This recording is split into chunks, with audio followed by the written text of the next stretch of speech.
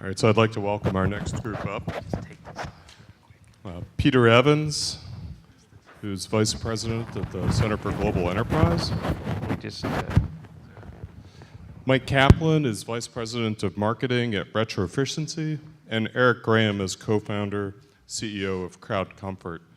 And they'll be talking about energy's data revolution, and I think that's going to be a very interesting topic because it'll talk about adding a data layer on top of one of the older industries that humans are engaged in. Thanks very much. Appreciate the opportunity. I attended last year and I thought it was a fantastic conference, so it's a pleasure and an honor to be invited to speak. As Jeff mentioned, I am the Vice President of the Center for Global Enterprise, which is a new think tank that's just been established last year by the former CEO of IBM. And it looks at the globalization, transformation of the firm, and one of the projects that we're going to look at is the globalization of platforms. We've been speaking about platforms very much as a domestic phenomenon, but increasingly platforms are emerging as global players as well. Haven't done that research completely yet, so today I'm going to talk about platforms in the energy space. I used to lead global strategy for GE's energy business, and I got really excited about platforms, a lot of attention to them, but when you looked in the energy space, you didn't find very many platforms. And so I'm going to talk to you a little bit about why that may be the case and why that may be changing.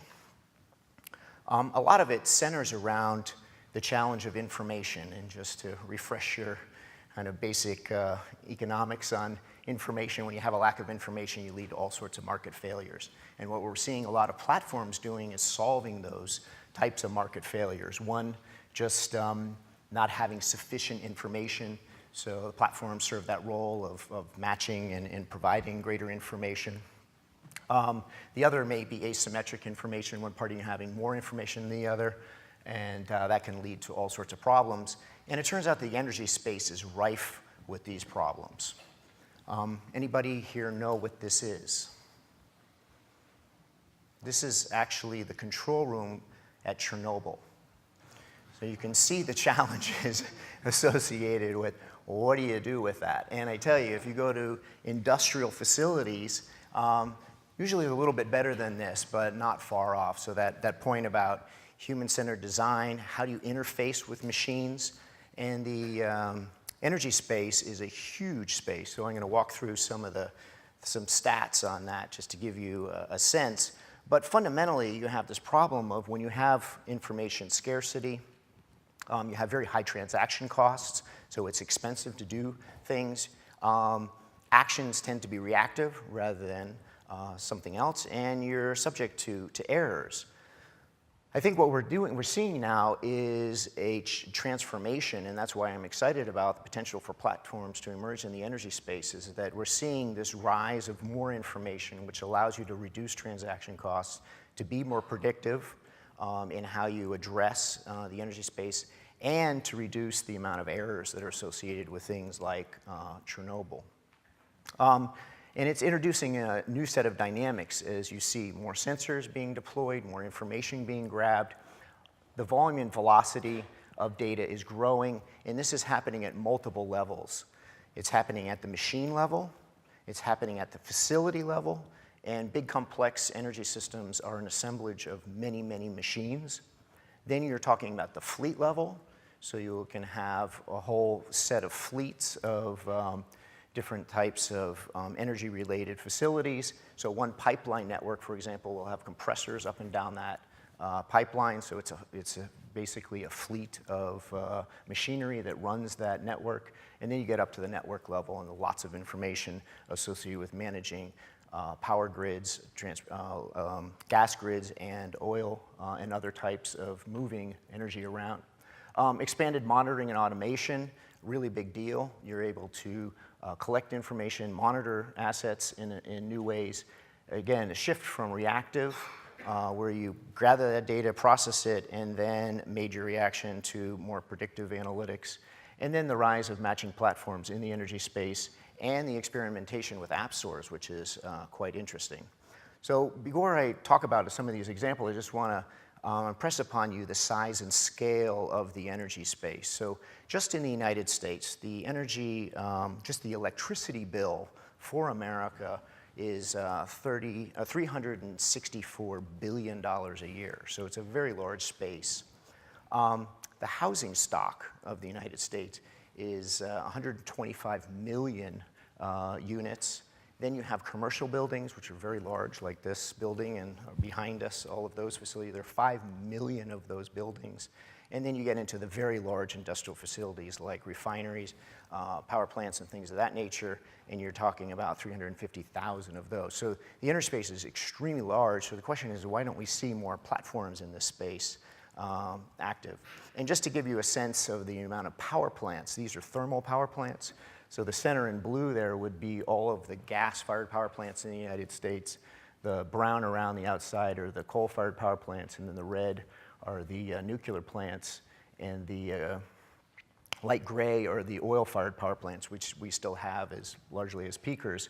So you're talking there of almost 12,000 of these power plants that run the US economy. So there's a lot of assets out there, and to service this fleet, that is like you would in a car, taking your car to garage, these things have to be serviced. We calculated it's about 12 million man-hours a year just to service this fleet. So there's tremendous amount of activity that's involved just in maintaining that asset base. And then you move to buildings, as I mentioned, there's a lot of them out there, and they consume about 40% of US energy consumption. So the asset base of the buildings themselves is quite significant. And the question is, how do we improve that with the new information streams? How do we take advantage of those? So data is critical, and there's a variety of sources of data, and they have a whole range of challenges associated with obtaining that information. You've got the utilities themselves, and the United States tend to be a very fragmented energy market. There are more than 3,000 utilities in the United States, so you're dealing with a lot of entities when you try to get in this space. Obviously industrial facilities, then you have commercial, and then down to the residential. So lots of attention to Nest and what's going to happen in the home, but I tell you, if you want to really tackle the energy problem, that's not necessarily where all the action is. There's a lot of other areas there.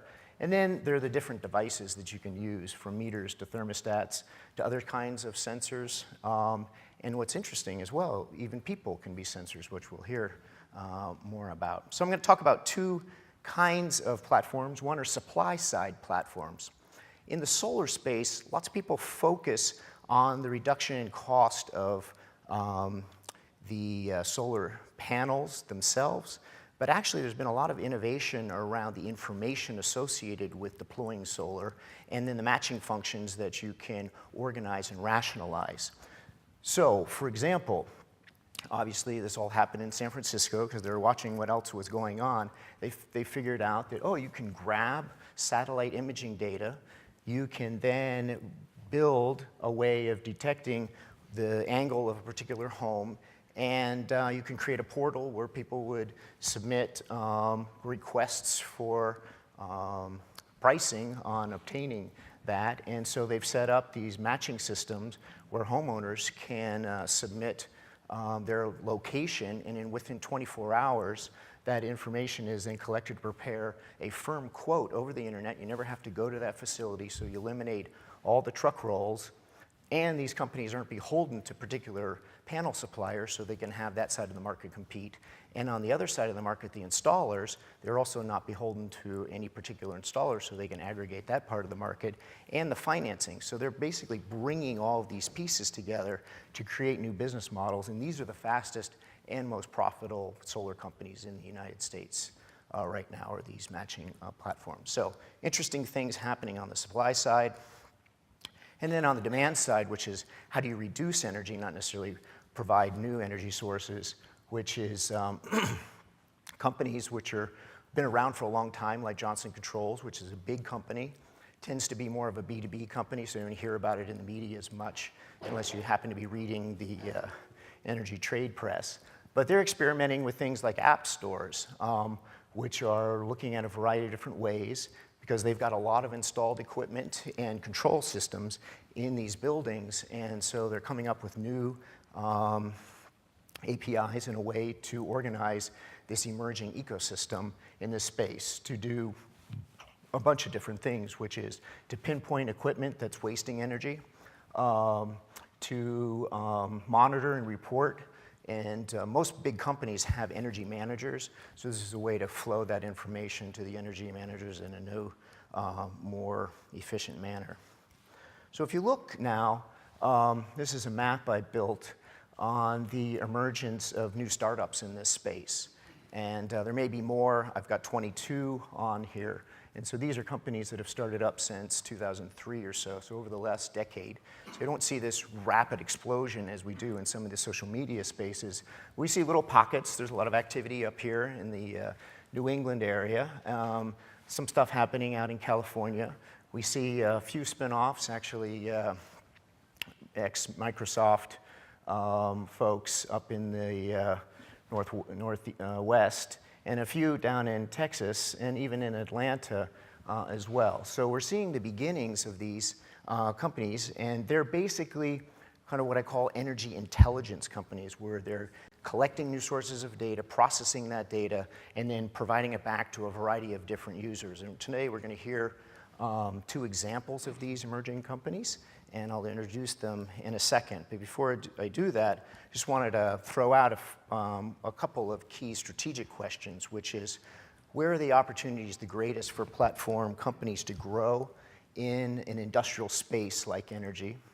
And then what are the network effects, if any, that exist in this space? Because you need those network effects to get the platforms up and that value of the platforms. And then finally, are there regulatory impediments? You can imagine we're hearing a lot of news about Uber and some of its challenges in getting into markets in these big industrial spaces. They're very entrenched incumbents. They tend to be heavily regulated industries. So what does that regulatory landscape mean for the rise of new platform plays? So with that, let me turn it to my panelists. And first, I'd like to introduce Mike Kaplan, who is the Vice President for Marketing at Retro Efficiency. And I think when you hear his presentation, it will change your view of the potential for energy efficiency in the industrial space. So welcome, Mike. Thank you, Peter.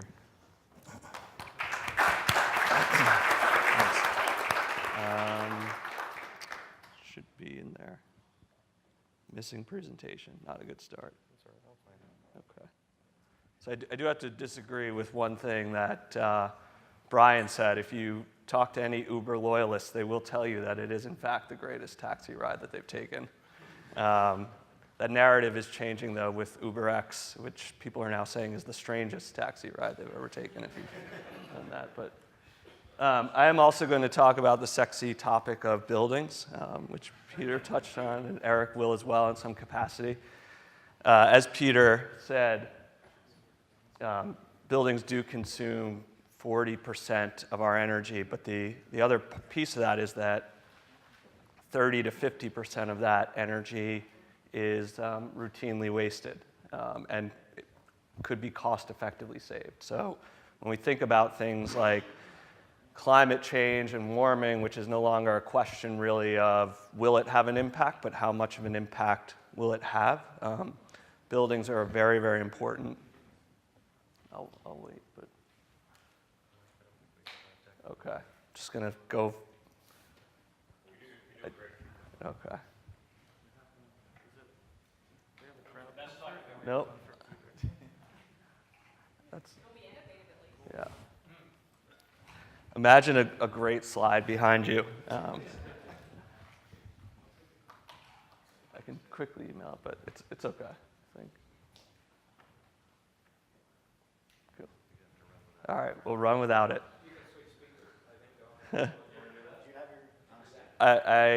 Yep, I can grab it. Well, let me do that. I won't say the same joke again then. Okay.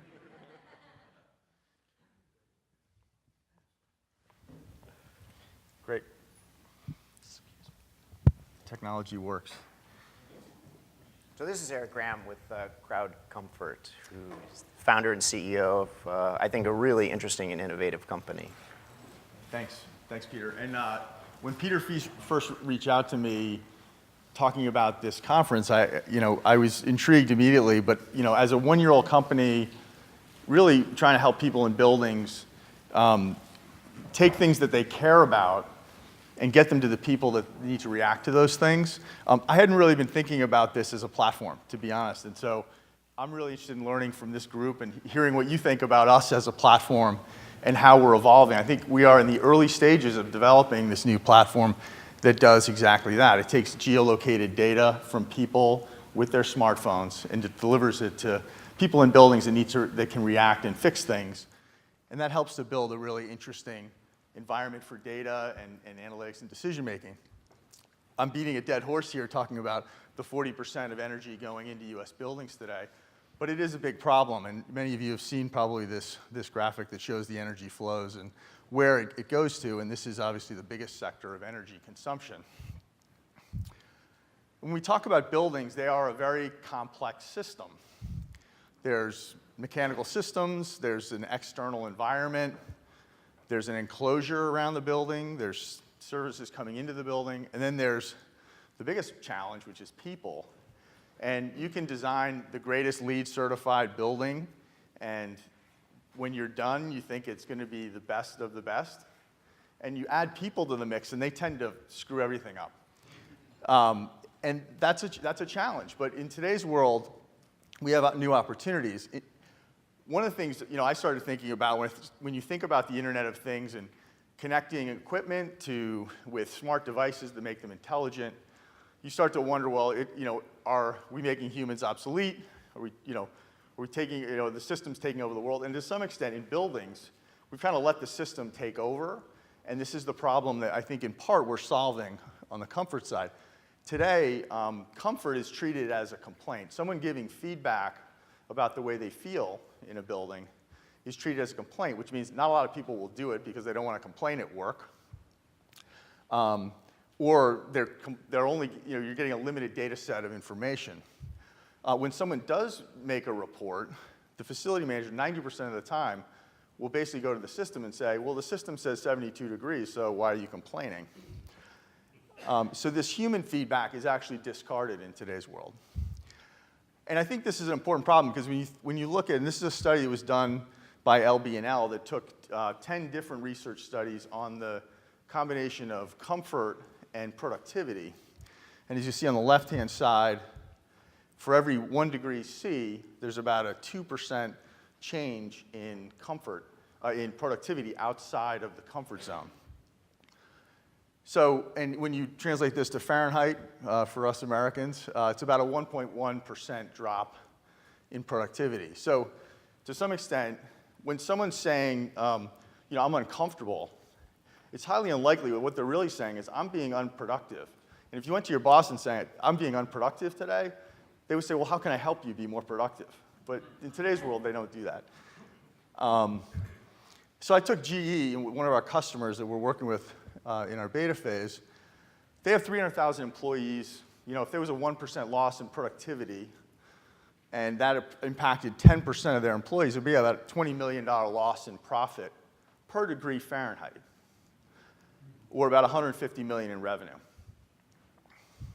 And if you extrapolated that, thanks Peter for this great graphic, but if you extrapolate that across the 500 largest companies, it's a $4 billion loss in profit per degree Fahrenheit.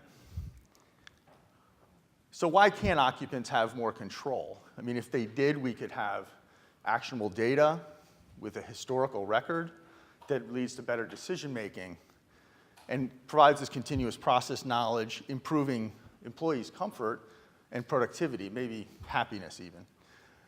So what we faced when we started bringing this technology to market and talking to the folks that manage buildings, we kept hearing about this disconnect in communication between these two parties. And I think when you talk about platforms, it's often a platform's bringing two pieces of information together and connecting people in many ways. Google does that with search, obviously. Someone's searching for something, they bring someone who can deliver that to them. And with occupants, often in buildings, we don't know who to report to, or again, it's treated in a way that doesn't encourage you to report, or there's a complex system that you have to put information into So you're not being encouraged to unlock this human capability that we have of all of our senses and delivering that information seamlessly. And this creates problems for the facilities managers. They're in a difficult situation when it comes to comfort because of the way the systems are designed, and antiquated systems didn't allow for new ways of thinking, but mobile technology allows this to happen, provide operational efficiency opportunities and energy. So what we do is we created an application, and one of the first things we did was work on how do we specifically know where somebody is when they're making a report, because it's not that helpful to just get reports if they're all over the place and you can't map them to where they are. So we focused on what are the technologies that could let us do that, and settled on a QR code methodology that's extremely simple, non-mechanical, but does unlock these human sensor networks in buildings. And we allow people to report on comfort, and our ability to report geolocated information led to other requests for, hey, could occupants report on slip hazards somewhere, or light bulbs out, or maybe there's no coffee or milk in the refrigerator. So we created the ability to just take a picture, attach some text, and send it into the internet, and we would deliver it to who needed to react to that. And then we added, based on requests from customers, the ability to track environmental compliance reporting with a basic checklist, geolocated, timestamped, helping to improve the information flow in the regulatory environment. And all of our reporting just starts with this geolocated timestamp report, whether it's a checklist and an environmental compliance report or a comfort report. And it goes directly to folks that can react in a mobile device. And they can change or assign the task or change the status. It goes in the cloud, and we can provide analytics that provide useful feedback, and I'll show you what that looks like, and measure performance. So we create this one solution that helps to distill what's going on in this world that people don't quite understand how to ease of delivering information into one communications strategy. So it sounds simple, and it is, but I think we may have found a way to change the way people and buildings interact forever. And what I can show you is some of the data we've collected. This is Enernox headquarters. They were one of our first alpha sites. And we've uncovered many situations like the red circle right next to a blue circle. This is pie charts that demonstrate the larger circles show more people reporting and in what direction. Red is hot, blue is cold. And you can see that this is a simple system imbalance that can be solved. Providing this information allows the facility manager to focus on where they can save energy and help people feel more comfortable, hopefully being more productive as well. And we do get the question all the time, don't we have, someone feels hot and someone feels cold? And you see circles like this one. Yeah, absolutely we do. And that's not maybe a place where action is needed to be taken, but obviously a red circle next to a blue, there's obviously action that can be taken. One of the things we noted in September last year, there was a heat wave. So one of the first weeks that we were installed at Enernox, and we noted almost immediately that we were getting differences in reporting by floor. So the 4th floor was much colder. You can see the blue slice, then the 5th, and then again, then the 6th floor. So there was a thermocline effect that we were picking up from the human sensor reporting that we were getting. And it was very interesting, but we didn't quite know exactly what was going on. And we could imagine they have open stairwells between floors. This is the elevator bank where you come in. There's a big reception area, and there's a large open stairwell. And this is our more recent report, and you can almost visualize there's a wall on the right side of that stairwell, and the stair turns left. You can almost visualize the air coming down from the 5th floor and cooling the south wall of the building. That's data that we've just collected without a mechanical wire or device, just getting people to tell us what's going on. And this is the south wall of the building. You would expect there to be hot reports because of the radiant gain, but we've been receiving no hot reports on that side of the building. So to us, we were really looking to prove last year when we started that we could use this human data and create something really useful.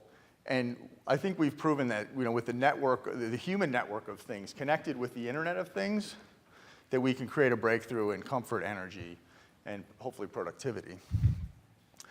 since we went to market, we've been getting lots of big corporations have been asking us for access to this technology. We've been very excited to have such positive feedback and people who are leads to qualify to, a lot of folks coming to us unsolicited and folks that are signing up to use it. And we've been asking ourselves, what's been driving this interest and this adoption? And we theorize around, in today's world with social media, you have all these, this crowdsourced information that's being broadcast about things going on in buildings in a sort of ad hoc way, in a chaotic information flow that for corporations can degrade their brand. It's hard to control the content, and you don't have that direct communication channel. And I think there really is the opportunity to turn the funnel the right way around and crowdsource the information, deliver it to the folks that actually need to react, and then have this feedback loop where you have a direct communication channel, and then you can gather this historical record and data that can help you make better decisions. So for us, that's the platform concept. I think I'd love to hear more about what everyone here thinks about this. We think we have the opportunity to disrupt and change the way building management is done at the nexus of building, mobile, and human science. And I look forward to hearing more from all of you about what we're doing. Thank you. Sure. Thank you very much.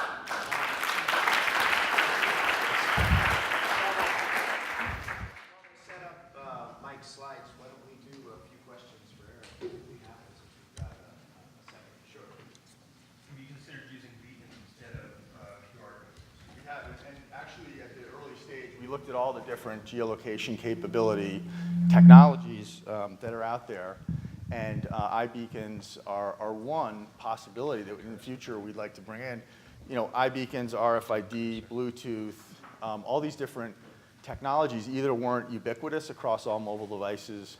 They required an integration step that we really didn't feel like we needed to do at this point. And when we really looked at the QR code methodology, and I'd spent some time at the Fraunhofer Institute to help develop their Living Lab technology building, we looked at QR code technology for augmented reality.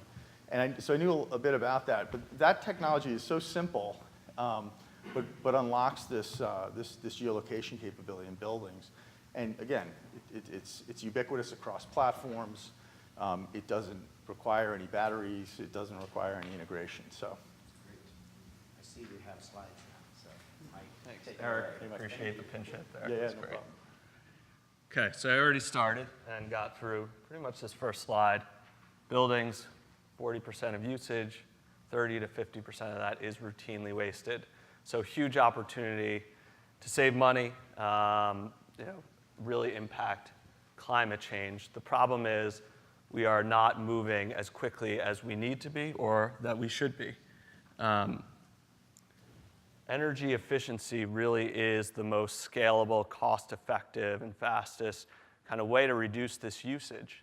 But largely, we are still using a building-by-building approach to identifying and evaluating opportunities in buildings. So there really is this information asymmetry and barrier that exists in the market today where there are many great investment opportunities, but for the large majority of our building stock, the people who are making these decisions really don't have access to that information because of this very slow and manual approach. We estimate that it would take about 22 years and cost upwards of $50 billion just to audit every building in the US using traditional approaches with every auditor working around the clock. So really, this truly is not a scalable approach to tackling the problem. So what retroefficiency has done is we have built a platform, our Building Efficiency Intelligence platform, which has 3 discrete solutions or applications sitting within that platform that can be used either together or separately, depending on kind of what our customers' needs are. And fundamentally, what that platform does is enable energy efficiency to be driven at a scale and cost never really achievable before by enabling the full life cycle of how a project really happens. So the first is targeting the right buildings across a large portfolio, engaging customers with more specific information about their building, helping convert deeper projects by streamlining that traditional audit by up to 80%, so the right projects and the most cost-effective projects actually get implemented. And then finally, track for new opportunities, both what were the savings of the past, of whatever projects have been implemented, as well as what new things may exist.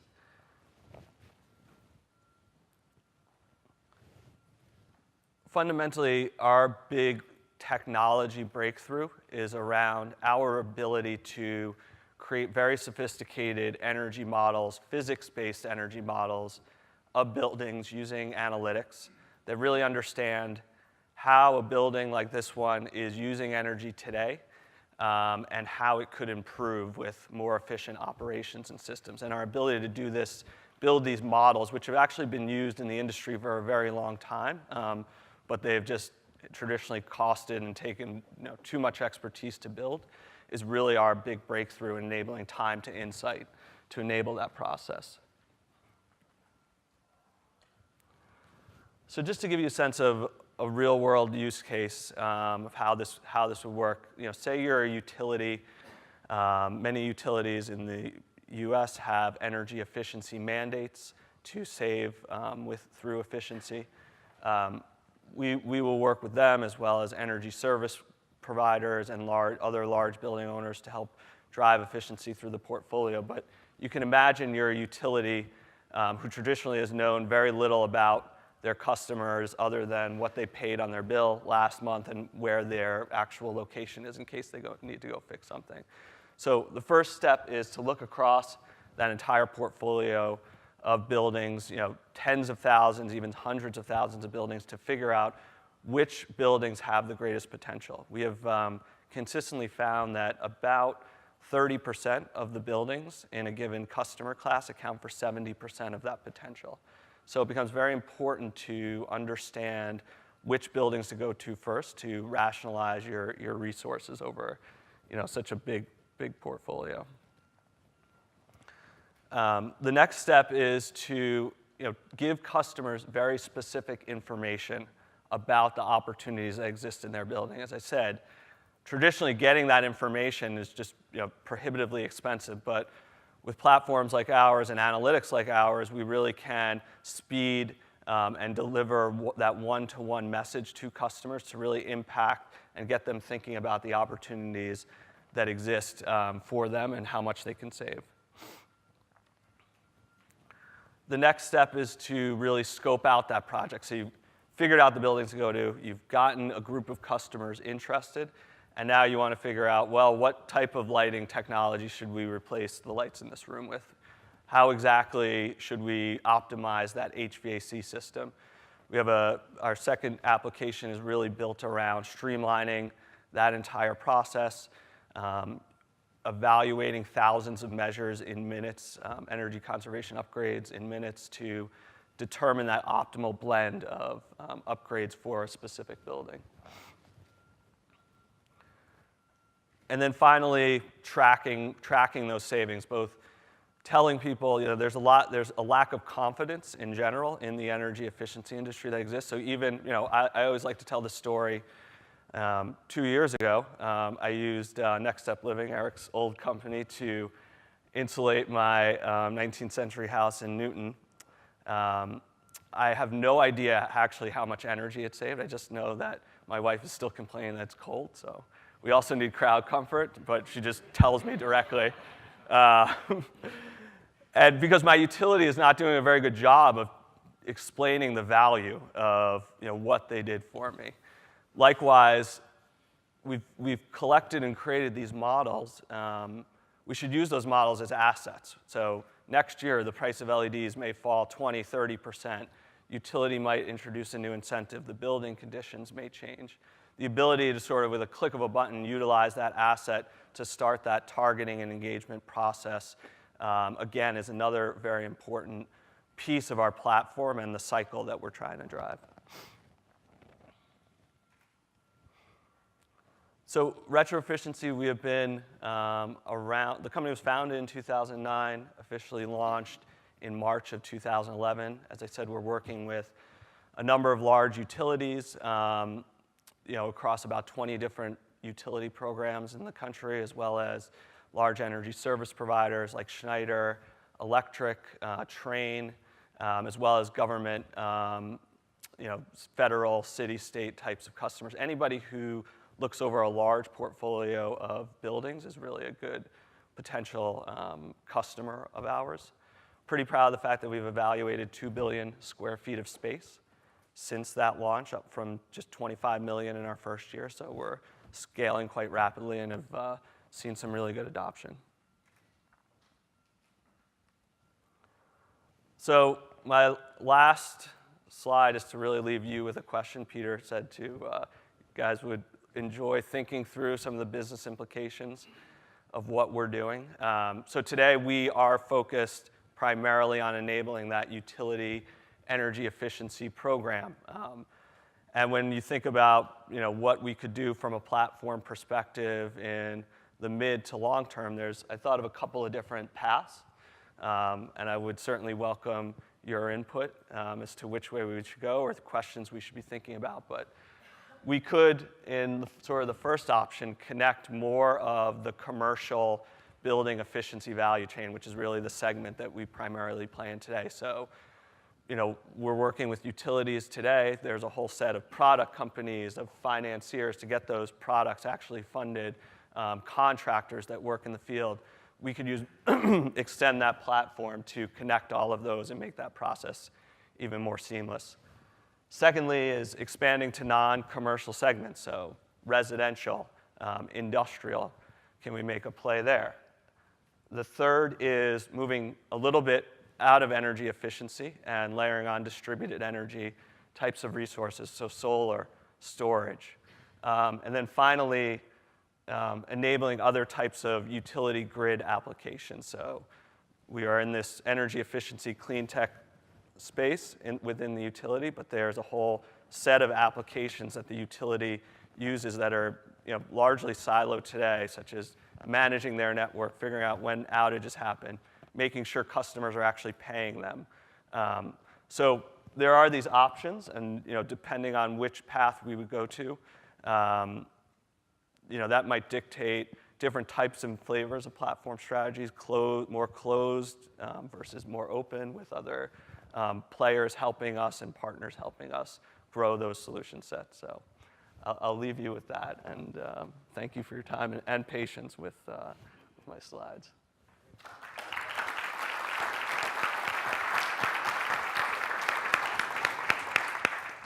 We've got time for 2 questions. So as I mentioned, it's a big space. Not a lot of platforms, but I think potential. So Actually, I'll start. So it's interesting the way you've launched really both of our companies, your platforms.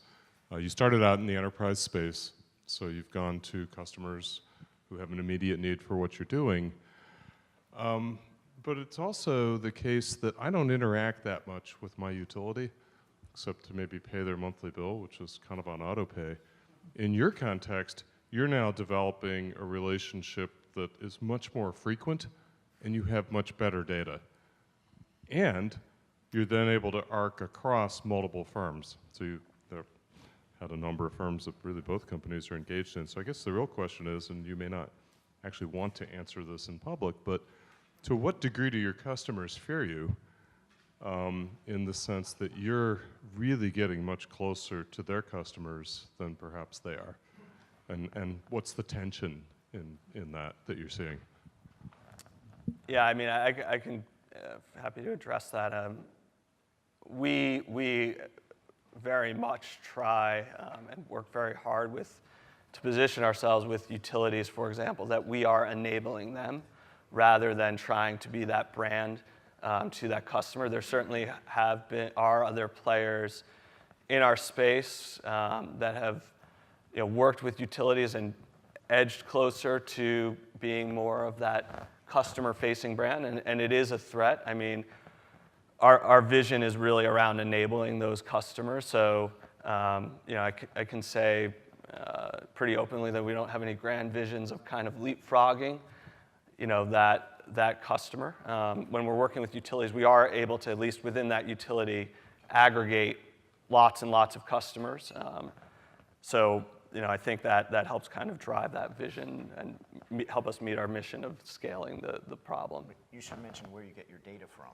Yeah, and we do get it from the utility. So a big driver, a big driver. I mean, of our business and the value that we bring is from the utility, and they have been. It comes back to why haven't there been more platforms in the energy space? And it really is because of that data. Being able to unlock that data has been difficult.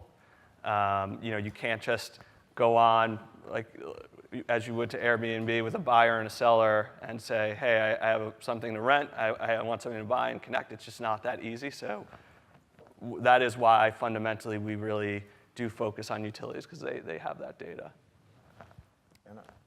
Should we? Okay, it's quick, and then we'll do another question. Do you find the utilities really care about energy savings? What I mean, my question is, do they really care about energy savings? You take Con Ed that gives a 1 cent per square foot for cool roof coating. Nobody deals with Art Rosenfeld's heat island effect group in terms of trying to save energy by doing, legitimate cool roof coatings. Even the Rocky Mountain Institute, and I've read all the papers on cool roof coatings as well, and I happen to own a company in that business. But it doesn't seem like they really care. You really don't seem to want to do it on a macro level, like at the heat island effect. I know your business is more on a building by building basis, it appears to be, but I just don't find the utilities really caring about it on a macro level. What are your thoughts? I mean, at the highest macro level, utility businesses are generally driven by selling electricity and power to you.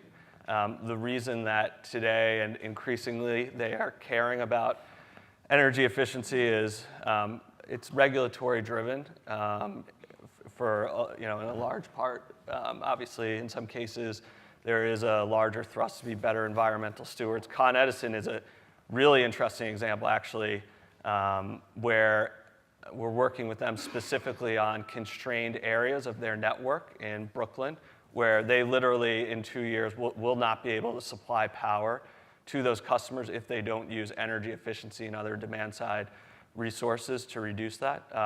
It's just prohibitively expensive to be digging in the middle of Brooklyn, apparently.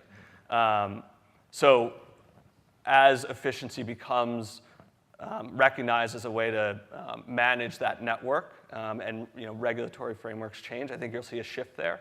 But it is mixed across the country in terms of how much they care.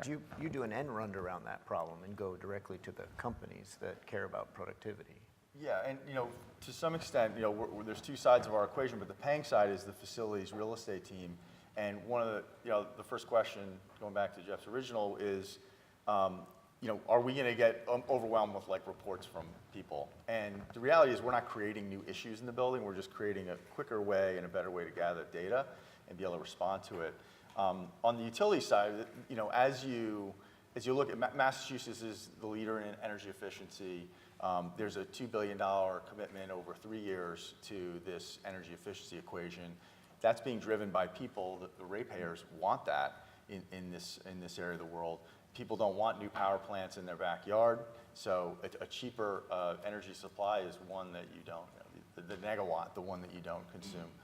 And there's about 8 utilities across the country that are really progressive in looking. They understand the climate energy balance. They see the risks to their business long term and are reacting to it. And I think you're going to see more and more of that.